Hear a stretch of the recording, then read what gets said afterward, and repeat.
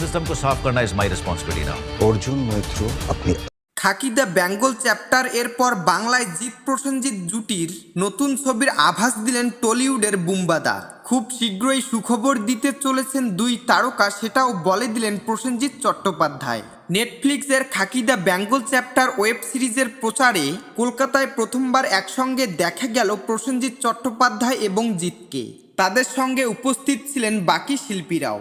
এদিন বুম্বাদা বলেন, জিতের প্রযোজনা সংস্থায় আয় খুকু আয় ছবিতে আমি মুখ্য চরিত্রে অভিনয় করেছি, কিন্তু একসঙ্গে কাজ করা হয়নি। আমরা প্রত্যেক সপ্তাহে ফোনে কথা বলতাম, এবার একসঙ্গে কিছু করা উচিত। এই কাজটাই হয়তো প্রথম হওয়ার ছিল। জিতের কথায় আমার মনে হয় একসঙ্গে এই কাজটা হওয়া আসলে নিয়তিতে ছিল, সবকিছুর একটা সময় থাকে, তাই এই সময়ই হলো। জিতের কথা শেষ হতেই প্রসেনজিৎ বলে ওঠেন, আমরা দুই ভাই একসঙ্গে আসছি খুব শীঘ্রই, গোপাল তুমি তৈরি থাকো।